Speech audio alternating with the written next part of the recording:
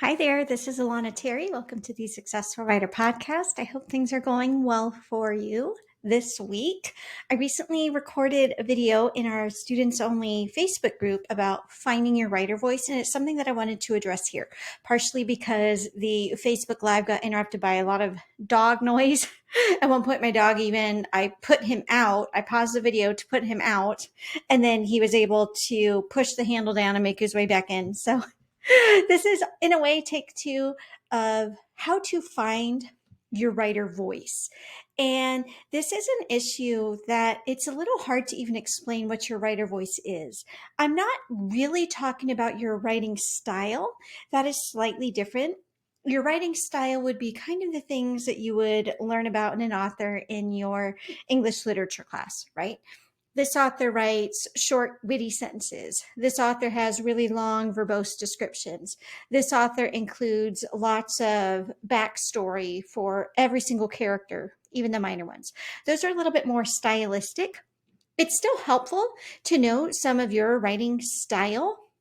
When we talk about your writing voice, though, there's even more to it. So, as an example, when I was a beginning writer and I was trying to figure out, okay, what's my writing voice? I would say things like how I describe emotions, right? That's one thing that I worked really hard on doing. I don't really describe how my characters look. I don't want to have to remember from book to book if she had blue eyes or green eyes. So I don't spend really much time at all on physical descriptions, but I spend a lot of time kind of personifying the emotions that somebody has. That's kind of my writing style. My writing voice is a little bit different. So I'm going to lead you through some questions that you can ask yourself to help discover your writing voice. And then we'll talk about how knowing what your writer voice is can actually really help you as an author and as a publisher even. So a few questions that you can ask for your writing voice. If you have multiple books out, I would encourage you to ask yourself, what recurring themes or recurring characters, if you're writing fiction, what themes and characters come into your book, no matter what it is. It doesn't have to be books in the same series. Sometimes it's even easier to identify them from series to series. So as an example, I've got this recurring character type, like a character prototype, who appears in so many of my Christian fiction novels that I didn't even recognize at the beginning. And it's the very, very spiritual older woman who's almost mystical, but in, kind of the church lady Christian sense, and not necessarily, another kind of how you might use the word mystical, but just this very spiritually powerful old woman. And it's not the same old woman from book to book. I'm not saying like, okay, and then in this book she appears, and then in that series the same character appears. I'm saying like this kind of character appears in probably the majority of my novels, and I didn't recognize that right away. Another character trope that kind of reappears is just sort of the really goofy, lovable guy next door. Like I like that as a love interest a lot more than I think I've written one very typical, very, strong, handsome alpha male out of my 40 books or so. I think I've got one of those. And not all my books have romance, but so ask yourself, who are the recurring character tropes? And then ask yourself, where do those come from? Okay, so my spiritual older woman, I can ask myself, okay, why does she keep popping up? Right?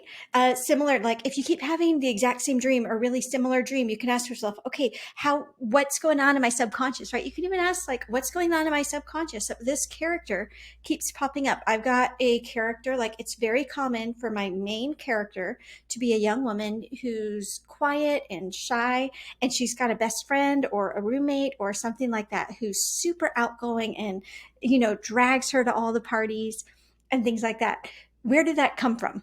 And for me, okay, I can go back to like junior high music camp and remember sharing a cabin with a girl like that who kind of, I was super shy, super quiet, and she was sort of like, in a way, kind of the bad girl. like, and she decided that I was going to be her best friend sidekick for that week. And we had a lot of fun together. And it was a kind of week I would have never had. Now, did that week all the way back in music camp from forever ago impact me so much that she's in all of my books now? I don't think so. I think in a way, it's some of that experience, but it's also, I kind of think of this character as almost like my alter ego. Like this is who I would like to pretend to be, even though I know I'm the quiet, mousy main character. Okay, so ask yourself, who are these recurring characters? And then what are the recurring themes? Especially not just from book to book, but from series to series. Now, go deeper. Let's say you write romance and you can come up with a really easy answer. Oh, well, my recurring theme is love, right? No, no, no. Go deeper. Is it love after heartache? Is it friends who find true love? Is it learning to love yourself and then finding romantic love as a result, right? So go deep, go a couple layers deep. So as an example, I might say, okay, well, one of the themes that occurs in my story, I talk a lot about human rights kinds of issues. Okay, but why? How? What does that mean? Is it because I want to stand up on a soapbox and give you all my opinion about things? No, it's basically the exact opposite. I'm trying to help people have compassion in conversations. And so with this theme, it would be amazing if you got to where you could boil it down to a word or just a phrase, right? So for example, maybe, love after heartache or second chance love. Romance is kind of easy for us to identify, but it doesn't, you can find this in any genre. For mine, I think the word that mine would boil down to is the word compassion, right? Compassion for people who are going through hard times. That's why in my suspense, like it's not rated G, it's people going through very hard, serious, scary things. But the hope and the goal is to bring a sense of compassion. If I bring kind of political issues into my books, what I'll try to do is to create a controversy and show different sides of some of these political arguments, not so that I can blast my opinion, but really so that I can help people to listen to the other side of things and gain some compassion, right? So see if you can think through your writing and boil it down to just a word or a phrase. And that really can encapsulate your voice. And once you know that, it's similar to knowing your why. It's similar to knowing why do you do what you do, right? So for me, my books, I want them to bring inspiration. I want them to help people to see all life as beautiful and worthy of respect and dignity. I want people to see that you can have a character that you absolutely disagree with them on a political level, but you still have compassion. You can see where they're coming from and why they think what they think. Those are my driving goals. And then once you know your why, that's really going to help you to determine if there's projects that you are ready to start or not. So let's say you're trying to decide between two different new series ideas. You can ask yourself, okay, which one of these most closely resonates with my voice, with my reason for writing, with this kind of driving purpose for doing what I'm doing? The other thing I want to talk about is if you're still having a hard time identifying this why and this voice, some of the other questions you can ask yourself is, especially like this was the questions that we already went through, these are useful exercises if you've written a lot of books so that you can kind of identify common themes.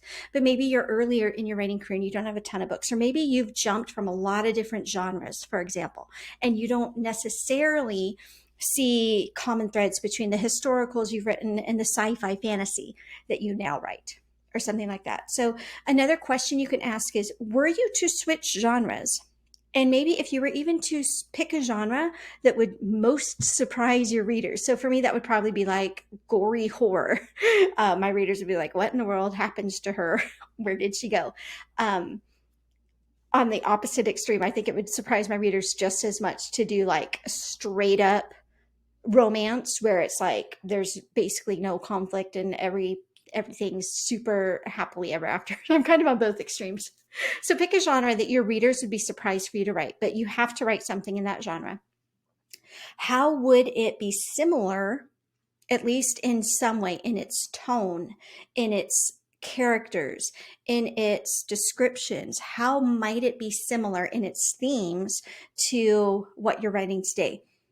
I don't have any desire to write fantasy, but if I did, I know that it would feel kind of like the fantasy that uses sort of a fake political system and a fake universe to sort of draw parallels to what people today in our world in this period in time are going through, right? And that kind of brings me back to the sense of, right, compassion. Like maybe it would be a sci-fi about a whole planet of people who get displaced and now they're dealing with, racism from the colony that they're now, that invited them in.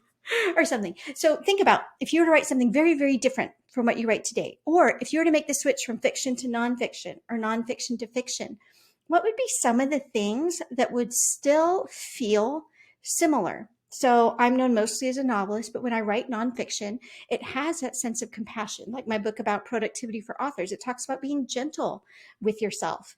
When I write things for Christian women, it's inspiring, similar to my Christian novels, right? So if you were to switch from fiction to nonfiction or nonfiction to fiction, what would be some of the hallmarks that would make it similar? And those can also help you identify your voice. So I hope that that gave you some interesting ways to look at it. If you even wanted, you could take some of these exercises outside of writing books. So as an example, let's say you had to pick in a job that had nothing to do with being an author. So you can't just say, oh, well, I'd become a cover designer or I'd become an editor. It has nothing to do with publishing or writing.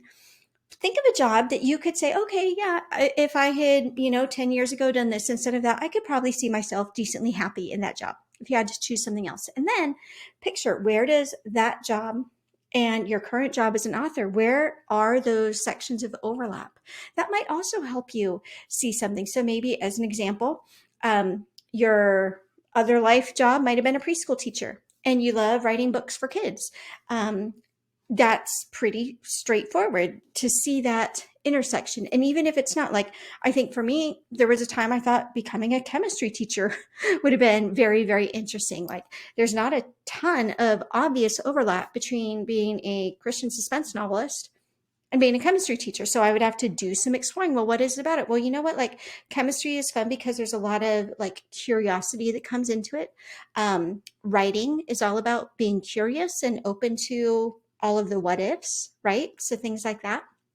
So start thinking about those kinds of things, the books you read, the movies that you love. If you were to pick like your top 3 to 5 movies, especially if they're like in very different genres, and then you were to ask yourself, what do these movies really have in common, right? So like if you were to pick some of my favorites, what does Muppets Christmas Carol and Almost Famous and Princess Bride have in common, right?